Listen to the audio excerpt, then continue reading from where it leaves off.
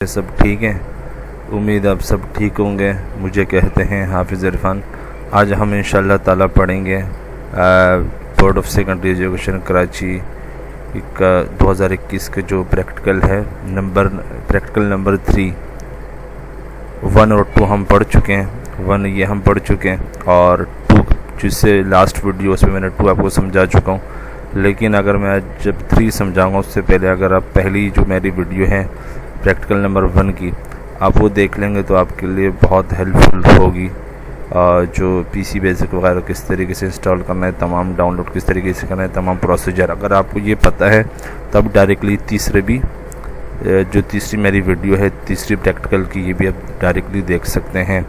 तो इसका पर्पस क्या है? तीसरा जो हमारा प्रैक्टिकल जो आज हम पढ़ेंगे, शुरू के जो 2 प्रैक्टिकल थे वो मैंने 2 वीडियो में कवर किए हैं। अगर आपने नहीं देखे या अगर आपको नहीं आते हैं प्रैक्टिकल पर्पस फ्लो चार्ट क्या होता है, किस तरीके से फ्लो चार्ट लूप्स वगैरह क्या है, इंस्ट्रक्शन वगैरह तमाम जो वाइवा के क्वेश्चन आंसर तमाम शुरू के 2 प्रैक्टिकल्स में मैंने कवर किए हैं। आज हम इंशाअल्लाह ताला जो तीसरा प्रैक्टिकल है ये और इसके साथ ये दोनों हम इंशाअल्लाह ताला आज कवर करेंगे। इसका जो पहला प्रैक्टिकल है write a program to generate the following numbers in ascending order. Ascending order मतलब क्या होता है कि किसी भी नंबर को, जैसे नंबर है 13, 8, 18, 3, 23, 28 ये नंबर है, इसको छोटे से बड़े की तरफ लेकर आना। जैसे सबसे छोटा नंबर कौन सा है? 3, दूसरा 8, इस तरीके से दूसरा 3, 8, 13 वगैरह 28 तक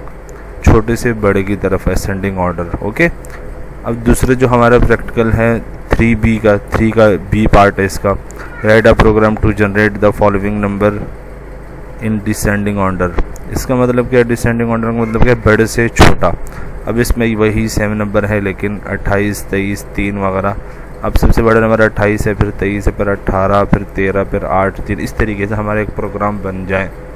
तो इसको हम इंशाअल्लाह ताला आज कवर करेंगे।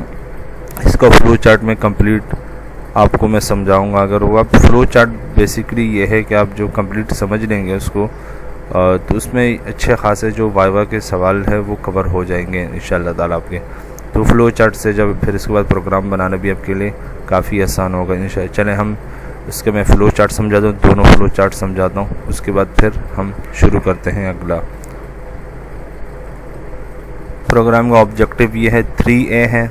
Board of education Karachi education 2021 के लिहाज से 3A है, लेकिन वैसे इसका जो नंबर है 4A है। सही है। 3A मैंने क्यों लिखा? जो हमारे जो 2021 में जो प्रैक्टिकल असाइन हुए हैं उसका जो सीक्वेंस 3A है वैसे 4A है। आप फिर भी समझ लें इसको। इसका ऑब्जेक्टिव क्या है? To generate the following numbers in ascending order. इन तमाम नंबर्स को असेंडिंग ऑर्डर में लिखना है। 3, 8, 13, 28, 23 और 28 वगैरह। ओके, अब मैं नीचे अब फ्लो चार्ट की तरफ आता हूँ। फ्लो चार्ट ये रहा हमारा। ओके, फ्लो चार्ट मिसाल के तौर पे सबसे पहले ये ओवल शेप स्टार्ट, और ये ओवल शेप जो आपको नज़र आ रहा है ये स्टार्ट और एंड के लिए हम इस्तेमाल करते हैं ये वाला शेप। ओके, ये और ये। उसके बाद ये आपको ये नज़र आ रहा है, ये बॉक्स आपको नज़र आ रहा होगा ये वाला। सही है। ये बॉक्स कंप्लीट क्या कौन सा बॉक्स है? इसको प्री डिफाइंड प्रोसेसिंग बॉक्स बोलेंगे। इसमें हम लूप वगैरह असाइन करते हैं। लूप का मतलब क्या होता है? एक ही लाइन में तमाम कोडिंग कर लूँ, एक ही लाइन में तमाम कोडिंग कंप्लीट कर लूँ, बजाय कि मैं A1 जैसे मुझे 3 से 28 तक प्रिंट करवाना है।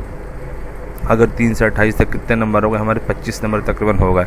अगर मैं 25 लाइनें लिखूँ वो बेहतर है ये एक ही लाइन में मैं इसको डिफ़ाइन कर लूँ। इसमें फ़ायदा ये होगा कि एक ही लाइन में मैंने डिफ़ाइन कर लिया, जगह भी स्पेस भी कम, और हमारी जो गलती है वो भी कवर हो सकती है इसमें, और जो हमारी कोडिंग है शॉर्ट होगी, हमें समझ में भी आएगी, टाइम कंजम्पशन भी नहीं होगा और टाइम भी हमारा कम लगेगा इसके ऊपर। ओके, अब मैं आपको इसका स्टार्ट और एंड। ओके, स्टार्ट मतलब ओवल शेप से हम स्टार्ट करते हैं, एंड जो है इससे हम एंड करते हैं। ओवल शेप स्टार्ट एंड के लिए इस्तेमाल होगा। दूसरा प्री डिफाइंड प्रोसेसिंग बॉक्स, इसमें लूप वगैरह हम इस्तेमाल करते हैं।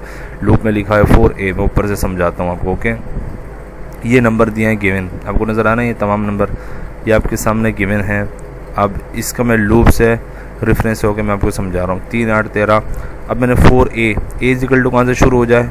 3 से ए वेरिएबल है, सही। ओके, ए वेरिएबल के ए के अंदर 3 वैल्यू असाइन कर ली और कहाँ तक चले 28 तक ये हमारा लूप चले। अब मैं इसको यहीं तक छोड़ दूंगा तो इसका क्या होगा, 3 से लेकर 28 तक प्रिंट हो जाएगा। 3 4 5 6 7 8 9 10 ऑनवर्ड चलते रहेगा, 28 तक होगा।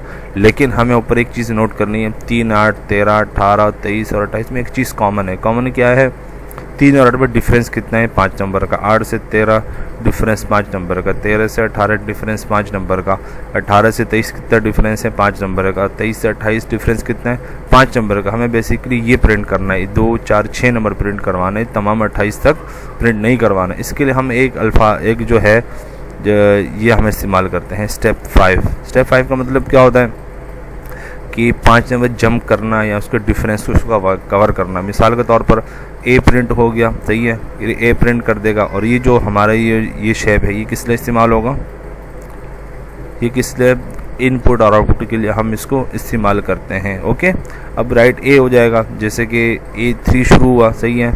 अब नेक्स्ट चलता रहेगा 28 तक लूप का मतलब क्या है, 28 तक चलेगा ये, जब तक कंडीशन फॉल्स ना हो। अब राइट ए हो गया 3, अब नेक्स्ट नीचे ये लूप आया, सही है, ये फिर ऊपर की तरफ जाएगा 3 कहाँ तक 28 तक प्रिंट करवाना है। अब 3 स्टेप्स 5 आगे इसको कर देंगे, 3 को जंप 5 आगे कर देंगे तो क्या हो जाएगा, 8 हो जाएगा। इस तरह 8 को जंप कर देंगे 13 हो जाएगा, फिर 13 का जंप 5 होगा तो क्या हो जाएगा 18 हो जाएगा। 18 का जंप 5 करेंगे तो क्या होगा 23। फिर जैसे ही 28 फाइनल जब आएगा तो हमारे लूप 28 प्रिंट होने के बाद फिर ऊपर की तरफ जाएगा। जब ऊपर की तरफ 28 हो चुका, जब स्टेप 5 आगे जाएगी तो 33 वैल्यू आ जाएगी, लेकिन 33 हमारे उसमें है ही नहीं, ये 28 नज़र आ रहा है। इसका ये क्या है, लूप मतलब एंडिंग यहाँ तक होनी चाहिए।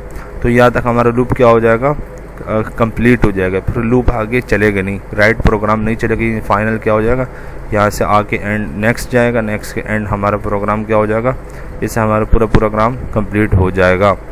अब इसी तरीके से इसके चले हम जो प्रैक्टिकल वर्क है वो कवर करते हैं। मैं प्रोग्राम बनाता हूँ फिर आपको, उसके बाद मैं इसका जो प्रैक्टिकल वर्क है वो समझाता हूँ। फ्लो चार्ट समझाने के बाद अब मैं ये जो इसका जो प्रोग्राम था, ascending order of given numbers, जो भी हमारे पास गिवन 5 नंबर हैं उसका असेंडिंग ऑर्डर जो प्रोग्राम हम कंप्लीट कर चुके हैं। हम बेसिकली फ़्लो चार्ट इसलिए बनाते हैं कि हमारा फ़्लो हमें पता चले किस तरीके से हमें ये कंप्लीट करना है। तो जो भी हम काम करते हैं, जैसे प्रैक्टिकली आपको कोई बिल्डिंग वगैरह बनने से पहले फ़्लो चार्ट या कॉपी वर्क करते हैं कि किस तरीके से हमारा प्रोग्राम कंप्लीट होगा। तो इस तरीके से हमने पहले क्या समझा, फ़्लो चार्ट कंप्लीट, ये मैंने आपको समझा दिया। उसके बाद अभी ये क्या, इसका कंप्लीट प्रोग्राम प्रैक्टिकल वर्क। अब 10 लाइन में क्या लिखा है, रिमेंबर या रिमार्क्स समझ लें, ascending order of given numbers. Okay, अब CLS के बाद क्लियर हो जाएगी। ओके, प्रिंट मैंने किया असेंडिंग ऑर्डर, ये वैसे ही प्रिंट हो जाएगा। 4 का मैंने लूप लगाया, 4 कहाँ से शुरू होगा, 3 से शुरू होगा, 28 तक जाएगा। स्टेप 5 का डिफरेंस हो बीच में। ओके, क्योंकि हमारा प्रैक्टिकल का जो ऑब्जेक्टिव उसमें है ये लिखा हुआ है। ओके, हमने 5 क्यों लगाया, ये ऑब्जेक्टिव में लिखा हुआ है। अब इस तरीके से प्रिंट ए होगा, सही है। प्रिंट ए मतलब साल 3 आया, यहाँ 3 नेक्स्ट ए दोबारा जाएगा, फिर इसमें इसकी जो 8 फिर 13 वगैरह फर्दर जाता रहेगा 28 तक। ओके, जब 28 कंप्लीट हो जाएगा तो लूप हमारा लूप वैल्यू जो लूप के बाहर वैल्यू आ जाएगी और नेक्स्ट ए नहीं होगा। उसके बाद हमारा प्रोग्राम एंड पे कंप्लीट हो जाएगा। अब इसको हम रन करके देख लेते हैं। अब F2 जब एंटर करेंगे तो हमारा प्रोग्राम रन हो चुका। अब देख लें आप 3 8 13 18 23 और 28। ओके, अब इसको मैं दोबारा लिस्ट कर रहा हूँ, दोबारा लेकर आना है तो मैं लिस्ट कर लूँगा।